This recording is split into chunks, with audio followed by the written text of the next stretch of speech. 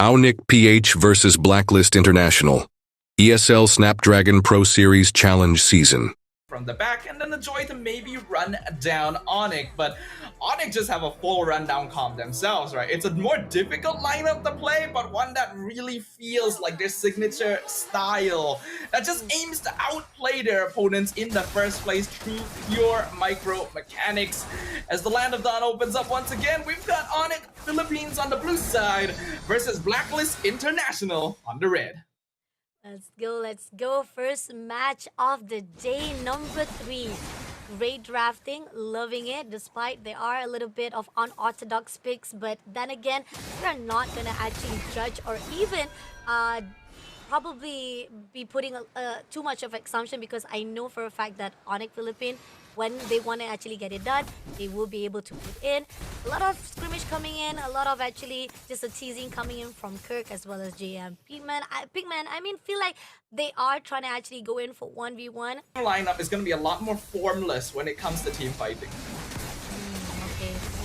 But we do see that Percival will be almost been tagged out, but that must back away. But at the same time, MPP right on the first right here. Kurt trying to go in, finishing it out. First blood coming in, MPP will be taken out. But Percival managed to persevere right there, only getting that first kill for themselves. But at the same time, right here, it seems like Pinkman gonna go in for their own retract. As we see, King Kong also managed to get the second blood, but at the same time, also managed to get the turtle. But Brusco will be traded off for that one kill as well.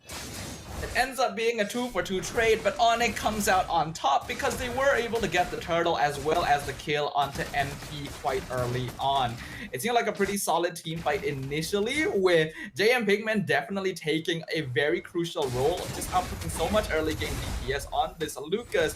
But ONIC dancing around. Tina also ideally wants to have a few things under her belt before she's able to really do consistent DPS. Because of that, it's actually somewhat expected ONIC should be in control in the earlier stages. Yeah, and this is where the fine line that Blacklist, they really have to be aware of the situation. If they go in too early on for the screams, they will be taking off a lot of hits or probably getting a lot of the cooldown. But here are not going to go in for the stun. Managed to actually lock down at least Kurt, but not going to be able to do so. Only enough with MPPs inserting himself, able to take down, but at what cost? With 2 trades already in the side of ONIC Philippines itself, with the fact that even though they've tried to invest so much resources there, we can see the dynamic between these two teams' team fights just in the way that turtle pit was approached. MP just a bit too late to try and retry steal that from King Kong, as ONIC secures another neutral. But Blacklist is trying to go for the more typical front to back, right? JM was actually standing in the back line trying to see if he could CC and poke out Briscoe and King Kong, but then immediately got isolated by the rest of ONIC. But now JM Pinkman will be taken out by Kirk. Right, their rotations are very, very quick, very decisive, and Percival's already dead. Going in, almost able to take down. Oh, Pinkman try to push away now. A little bit of overextension will be taken out now. At the same time, they're gonna go try to pull away. MPP try to push into Kelra, but at the same time, he will be taken out as well by King Kong. At the same time here, Haji, we gotta be careful. He's almost been taken out. Had to pull away before he became another casualty. Kelra does end up falling there, but it is a very worthy trade, as it is 1-4-3 in favor of ONIC. Of faith between one another to be able to do what they each need to do. But we can see that it is working out very well. The diversion still being very active and outplayed, being caught out in the mid lane.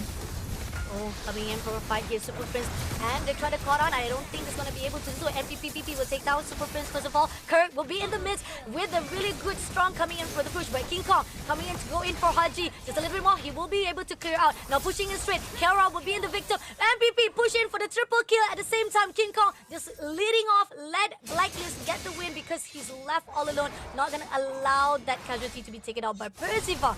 Is looking for the next blood. It seems that he will try to pull away or push King Kong from their own territory, but it's a really good win coming in from Blacklist.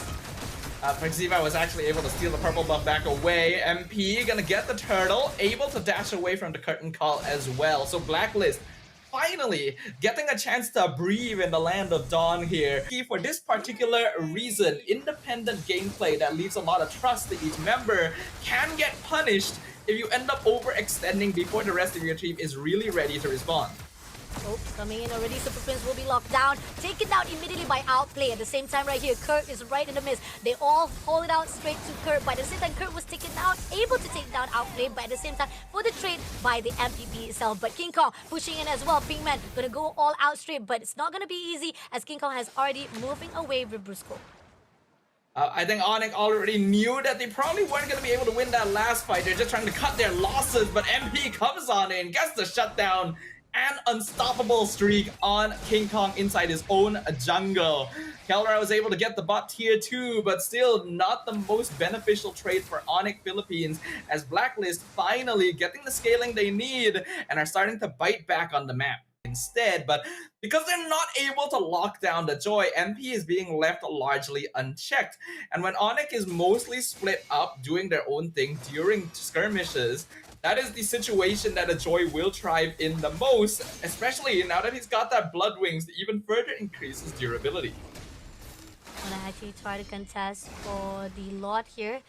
We do see ONIC will try to bait out Blacklist, whether or not they want to actually try to fight off here in the midst, or will they actually just play it off with time? This is all disciplines coming in from both sides of the team. See Kelra already doing some good damage. Curtain Call comes out from Kirk quite early on, but Blacklist still maintaining very safe positioning on the map. They want to pick off members first. Oh, MPPP try to go in, but King Kong will be the first one to go in all out. Avatar Guardian been invested, able to take down King Kong, but at the same time, King Kong will be shut down by JMP Man. And coming in right now, Principal also trying to push in straight, is also trying to go in all out for Kurt, but it's not going to be enough. But MPP gonna try to finish it off, getting off that monster kill straight away to shut down, getting 2 pieces on the side. And this is where Blacklist open up for the Lord.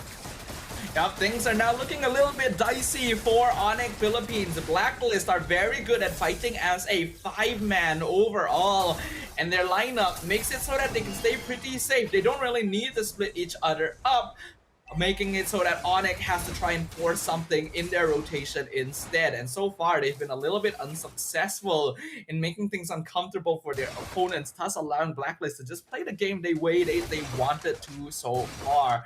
Despite everything that happened in the early game, Blacklist now leading in kill score, and the network difference is minuscule for ONIC Philippines. They need a little bit more time. They ideally need more items onto Kelra so that he can really take control of the team fight, and they can bait out the electrifying beats from MP earlier on. That's a little bit less to worry about when it comes to this mid to late game. Looking at right now, Turrets is falling down from the first level. Even the second level is about to be shut down as well, almost close enough. Now they're trying to clear out most of the minions who's actually already marching through, and it seems that the 2 top lanes, which is top and the mid lanes, are already been grounded off for the turret itself, only left with 1 lifeline before they go into the crystal. And on the side right here, we do see Kurt coming in to fight with Pigment. A lot of damage been put out, but at the same time here, 3 players coming in to join into the party as well. Avatar Guardian straight away into Super Prince, but it's not going to call out. But at the same time, Pigment overextension itself, is it going to be enough? Nope, Kurt will be shutting down that overextension, but Brusco at the same time will be traded off by Outplay. And the trade Briscoe for JM right now actually is pretty good in favor of ONIC Philippines here, because this Lucas has actually been causing a lot of problems for them. You saw just how long it actually took them to remove him from the map in that previous engagement. It took like 2 or 3 players, and most of them ended up almost killing themselves because of the vengeance as well. It's because of this Lucas that Blacklist is able to take control of the fight so much more easily. I've already highlighted multiple times throughout multiple tournaments that as long as Gatot Kacha has a primary initiator on his team, then he can save the AOG for later in the fight to be a little more threatening. And this Lucas is precisely what he needs. It's lucky that ONIC were able to get Super Friends out in that particular situation, but they had to commit so many resources to do so.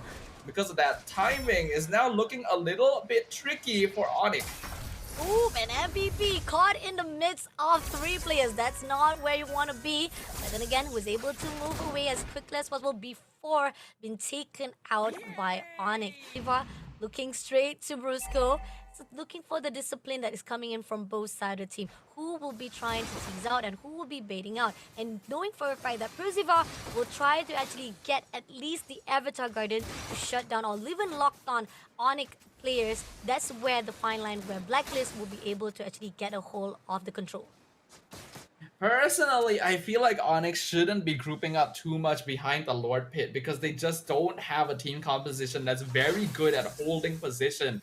Instead, they could be sending Kelra with Super Friends onto the opposite side of the map to get some split push in, and then diversion back into the fight when it is necessary. Because they are all right here, they're not really getting too much macro done on their map. They're relying on slow pushing through the natural minion waves. But Kelra being diverted into backline.